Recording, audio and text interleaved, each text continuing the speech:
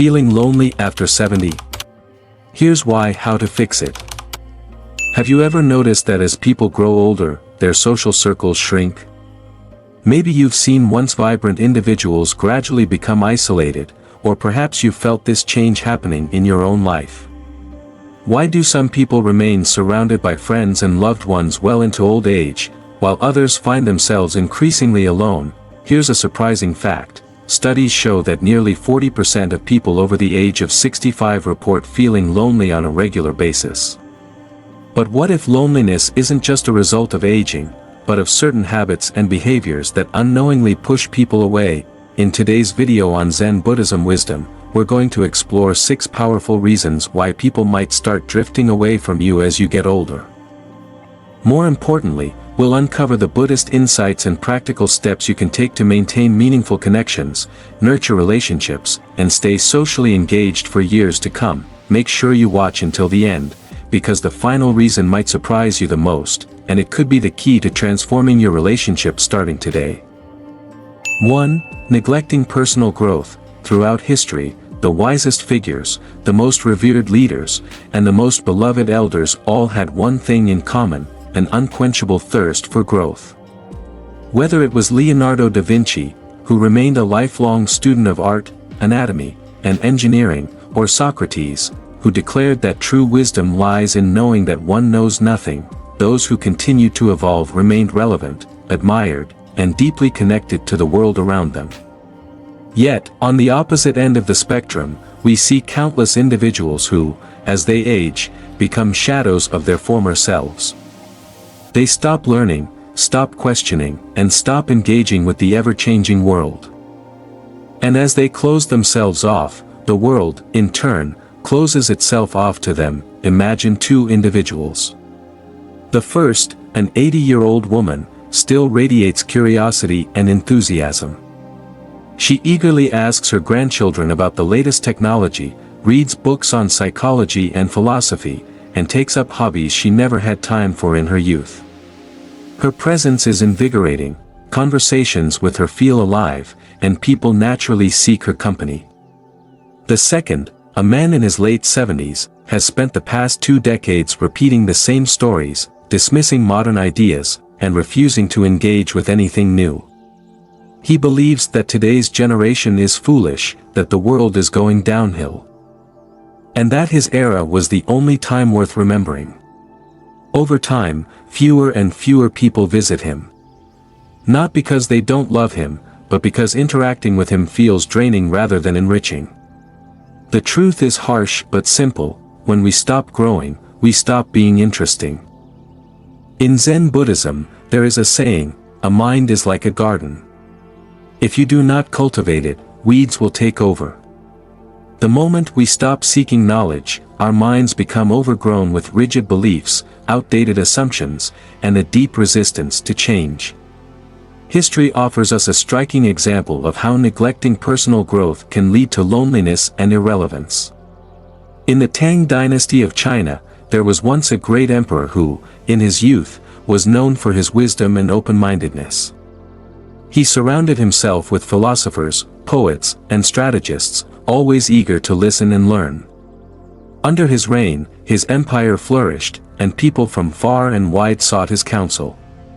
But as he grew older, he became convinced that he had learned all there was to know. He dismissed new ideas as foolishness, resisted innovations, and surrounded himself only with those who agreed with him. His court, once a hub of intellectual exchange, grew silent. His advisors left, realizing their voices no longer mattered. Even his own children began visiting him less, weary of his repetitive complaints about how the world had changed for the worse. By the time he passed away, the once beloved emperor had become a lonely relic of the past, spoken of only in whispers and pity. Contrast this with Confucius, even in his old age, traveled to distant lands to engage in philosophical debates, embraced different perspectives, and remained a source of wisdom until his final days. The difference between these 2 figures was not their age, it was their mindset. The good news is that personal growth is not reserved for the young, it is a lifelong practice. In Zen philosophy, the beginner's mind is the mindset of openness, eagerness, and a lack of preconceptions.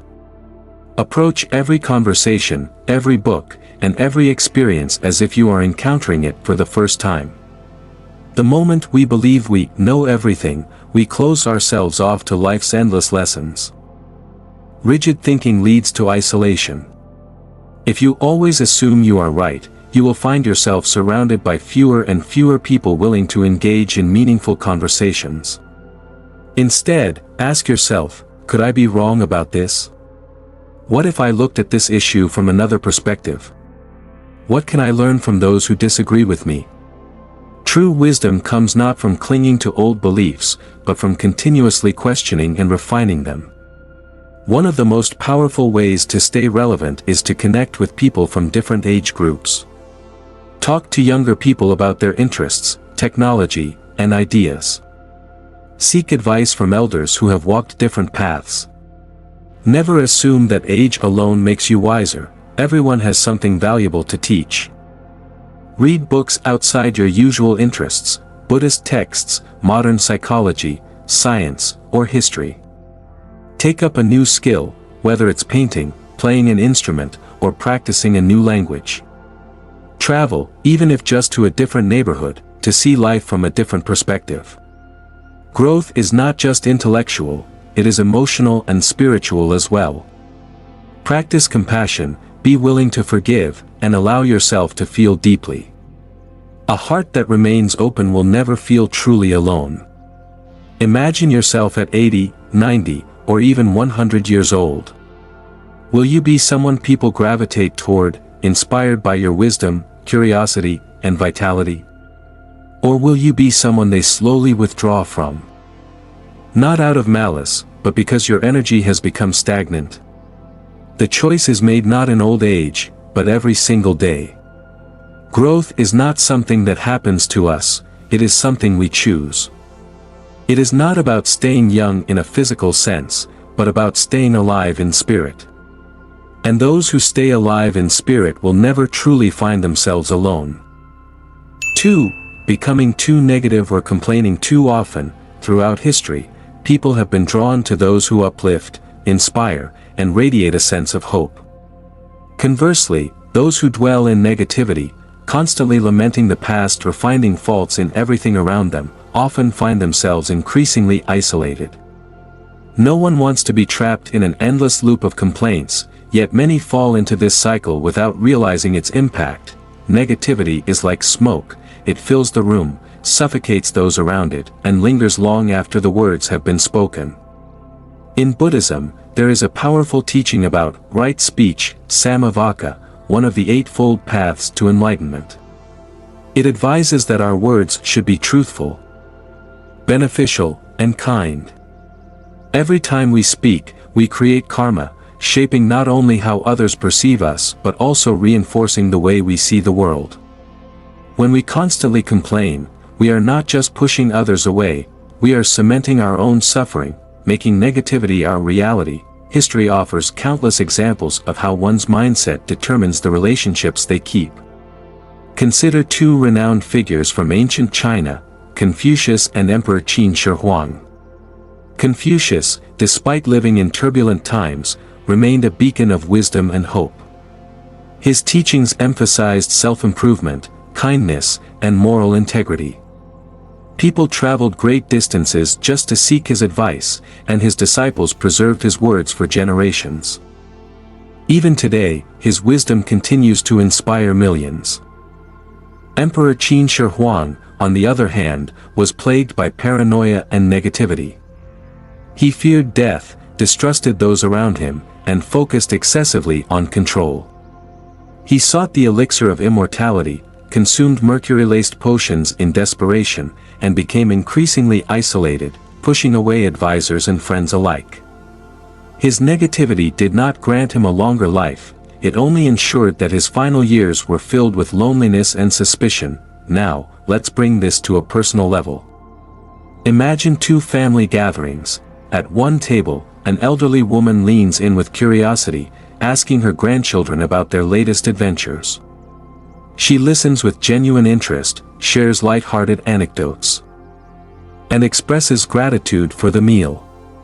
Her laughter is infectious, and people naturally gravitate toward her. At another table, an elderly man spends the evening complaining. He grumbles about the terrible music the younger generation listens to, criticizes the food, and reminisces about how things were better back in the day.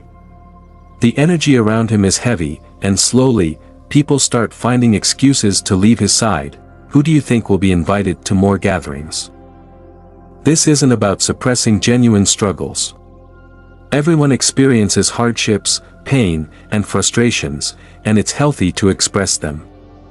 But there's a difference between sharing burdens and making negativity a personality trait. If you find yourself slipping into the habit of complaining, consider these practices. Gratitude. Every morning, list 3 things you're thankful for.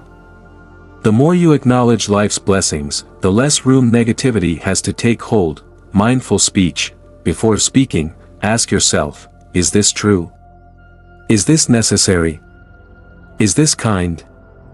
If not, consider whether it's worth saying at all. Humor. Life is unpredictable, and things will go wrong. But sometimes, laughter is the best way to shift perspective. A light-hearted outlook makes you more enjoyable to be around, and more resilient in the face of challenges. Ultimately, the energy you bring into a room determines whether people are drawn to you or subtly step away.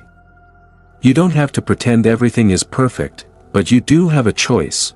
Will you be a source of warmth and wisdom, or will you let negativity build walls between you and those you love? 3. Failing to nurture relationships. Relationships, like gardens, wither when neglected. Many people, as they grow older, fall into the trap of passivity, waiting for others to reach out, assuming that true connections should sustain themselves without effort. But nothing in life flourishes without care. Friendships and family bonds require attention, energy, and most importantly, initiative. The great Zen master Thich Nhat Hanh once said, "The most precious gift we can offer anyone is our presence." Yet too often, people let precious relationships slip away simply because they fail to show up, not just physically, but emotionally. They assume that if someone truly cares, they will always make the effort. But relationships are not one-sided, they are a dance, a continuous exchange of energy. When only one person carries the weight of maintaining a connection, it eventually collapses under neglect. Consider the case of Emperor Hirohito of Japan. During his rule, he was surrounded by advisors, generals, and diplomats, yet in his later years, he found himself increasingly alone. Despite being one of the most powerful figures of his time, he failed to cultivate genuine relationships outside of his formal role. He remained distant, reserved, and emotionally detached. When the tides of history shifted, and Japan underwent profound transformation after World War II, many of those around him faded away. Without the bonds of friendship or deep human connection, even the most powerful can find themselves alone. Now, contrast that with the story of the Dalai Lama. Despite being exiled from his homeland for decades, he remains one of the most connected and beloved spiritual leaders in the world. Why? Because he actively nurtures relationships.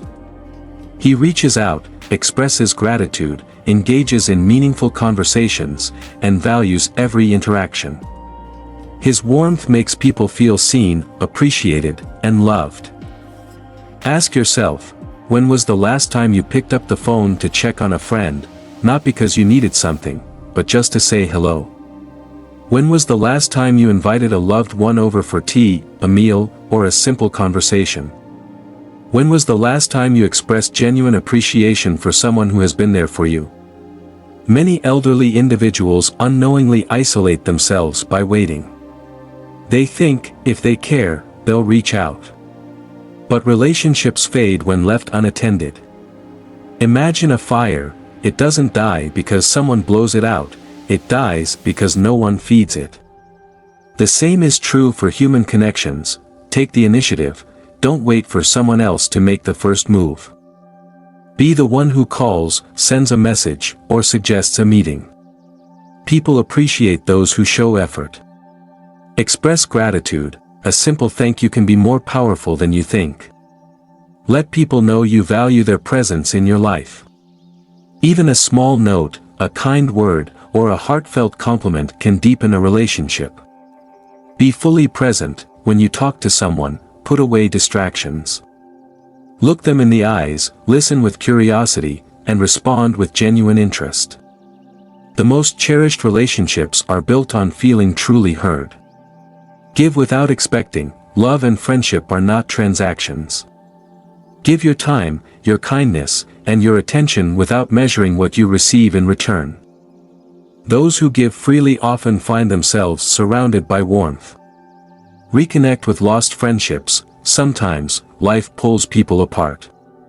But it's never too late to reach out and rebuild a connection. A simple message, "I was thinking about you today, how have you been?" can reignite an old friendship. In the end, people remain in our lives when they feel seen, appreciated, and valued. If you nurture your relationships with the same care you would a cherished garden, you will never find yourself alone. 4. Refusing to adapt to change. History has shown that those who refuse to adapt are often left behind, not just socially, but in every aspect of life. Change is the only constant, yet many people, especially as they age, cling to a rigid sense of how things should be, rather than how they truly are.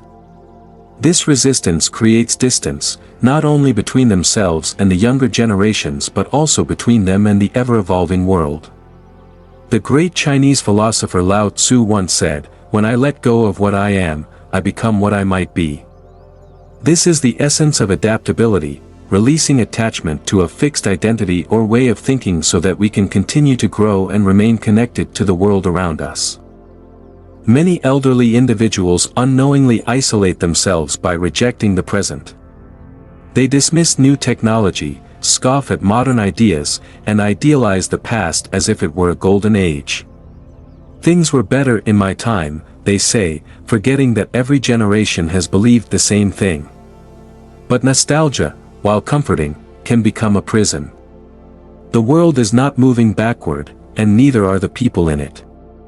When someone refuses to engage with new ways of thinking, new tools, or new cultural shifts, they make it difficult for others, especially the younger generation, to relate to them. It is not technology or societal evolution that isolates people, it is their unwillingness to adapt to it. Consider the story of Emperor Qianlong of the Qing dynasty. In the 18th century, China was a global superpower, but the emperor refused to acknowledge the growing advancements of the Western world. When British diplomats introduced industrial innovations and proposed trade agreements, he famously dismissed them, believing that China had everything it needed. This resistance to change ultimately contributed to China's decline in the 19th century, as more adaptable nations surged ahead. Now, contrast that with the example of the Dalai Lama. Despite being the spiritual leader of an ancient tradition, he actively engages with modern science, psychology, and even artificial intelligence. He embraces new ideas while remaining grounded in timeless wisdom.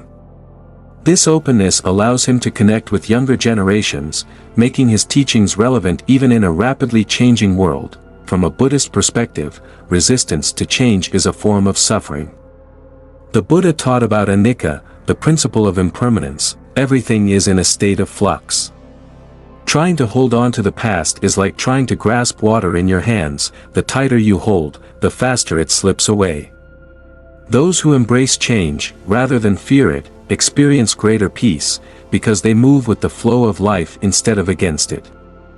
Imagine a river. A rock that resists the current is slowly worn down by it, while a leaf that moves with the water remains free.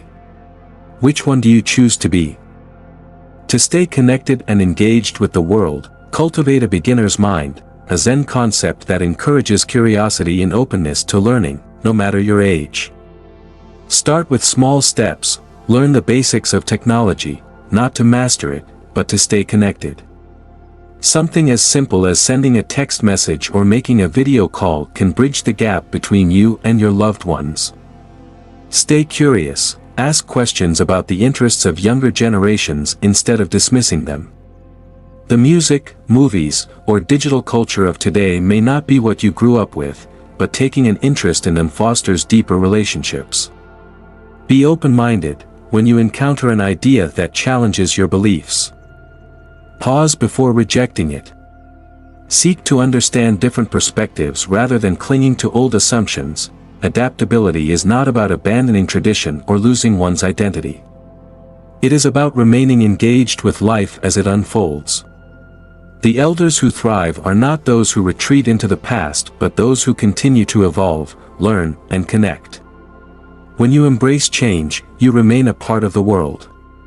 When you resist it, the world moves on without you. 5. Becoming overly dependent on others. History has shown that excessive dependence on others, without offering anything in return, can weaken even the strongest relationships.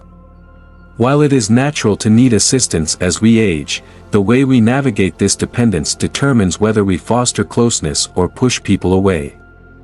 The difference lies in whether we become a source of warmth and wisdom or a constant weight on the shoulders of those around us. Relationships thrive when there is mutual exchange, whether that exchange is physical, emotional, or intellectual.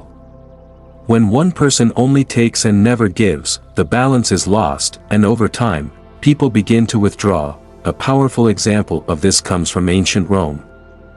Julius Caesar's rise to power was largely due to his ability to offer something to those who supported him. He provided land to his soldiers, financial rewards to his allies, and even acts of clemency to former enemies, ensuring that loyalty to him was not a burden, but a relationship of mutual benefit. However, contrast this with the later years of Emperor Nero, who demanded unwavering loyalty while offering nothing but chaos in return. He became so dependent on his advisors and generals to maintain his rule that, when he no longer had anything to offer but demands, they abandoned him, leading to his downfall. The lesson? People remain devoted when they feel valued, not drained. In Buddhism, interdependence, pratityasamutpada, is a fundamental truth. Everything exists in connection with everything else. However, interdependence is not the same as blind dependence. It means recognizing that while we rely on others, we also have a role to play in giving back. An elder who shares wisdom, offers kindness, or provides emotional support is just as valuable in a relationship as someone who provides physical care. The mind may age, but it does not lose its ability to inspire. The body may weaken, but the heart does not lose its ability to express gratitude. Consider two elderly individuals. One constantly complains about their struggles, expects their children or caregivers to do everything for them, and never acknowledges the efforts of those around them. The other, despite needing help, expresses gratitude, shares meaningful stories, and finds ways to contribute, even if it is simply offering words of encouragement. Who do you think people will want to spend time with?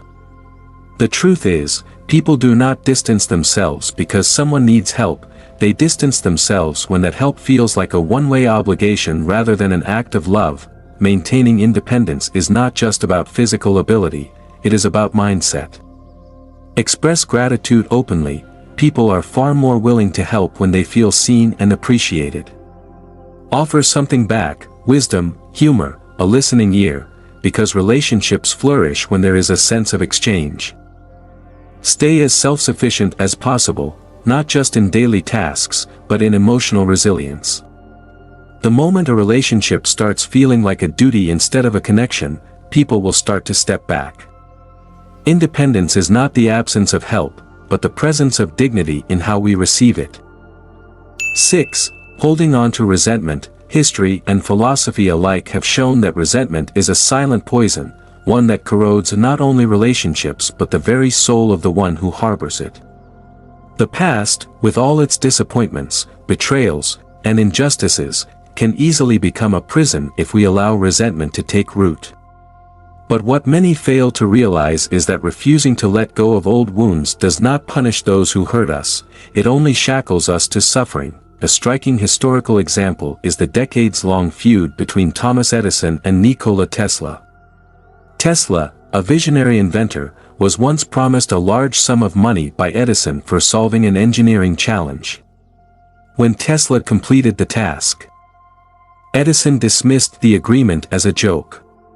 Humiliated and betrayed, Tesla left Edison's employment, and though he went on to achieve remarkable success, he carried deep resentment toward Edison for much of his life. He refused to even mention Edison's name in later years. Meanwhile, Edison moved forward, continuing his work without dwelling on their dispute. By the end of their lives, Tesla was impoverished and isolated, while Edison remained a celebrated figure with a wide network of friends and admirers. While many factors contributed to their fates, one thing is clear: Edison let go, while Tesla held on. And holding on, in the end, only hurt Tesla. The Buddha's wisdom on resentment is profound. Holding on to anger is like grasping a hot coal with the intent of throwing it at someone else. You are the one who gets burned. This simple yet powerful analogy reveals the truth. When we refuse to forgive, the pain does not stay with those who wronged us, it festers within ourselves, damaging our peace, our relationships, and our ability to move forward. Many elderly people find themselves alone not because they lacked companionship, but because they built walls of resentment that slowly isolated them over time. Imagine an old man who still harbors bitterness toward a childhood friend over a long-forgotten betrayal. Or an aging mother who resents her children for past mistakes, bringing them up in every conversation until they stop visiting altogether. These grudges act like a heavy anchor, weighing down the present with the burdens of the past. Meanwhile, another elder chooses a different path. She acknowledges past hurts but does not let them define her. She welcomes family and friends with warmth, focusing on the joy of their presence rather than the wounds of yesterday. Who do you think people will be drawn to? Letting go of resentment does not mean allowing others to walk over you. It does not mean forgetting injustices or pretending that pain never existed. It means refusing to let past wounds dictate your present happiness. It means choosing peace over bitterness. Freedom over bondage. To release resentment, start with self-awareness. Recognize how much energy is being spent reliving old pains. Practice compassion. Understand that those who hurt you are also shaped by their own struggles and limitations. And above all, embrace forgiveness, not as a gift to them, but as a liberation for yourself. Because when you hold on to resentment, you chain yourself to the past. But when you let go, you set yourself free. Imagine waking up every day feeling truly connected, surrounded by love, laughter, and meaningful relationships. No more loneliness, no more distance, just the warmth of genuine human connection. The way you approach aging determines whether you attract or repel the people around you. Shift your mindset, and you shift your reality. Now is the time to take control of your relationships. Start by embracing growth, practicing gratitude, making the effort to reach out, adapting to change, maintaining independence, and letting go of past resentment. These small but powerful shifts can transform the way people respond to you and ensure that you never have to face old age alone. We are building a mindful community of wisdom seekers. Join us by subscribing and sharing your thoughts in the comments below. Which of these 6 habits do you think is the most important? Let's support and uplift each other on this journey. Aging doesn't have to mean isolation. It can mean wisdom, presence, and deep, lasting bonds. Let's cultivate that together.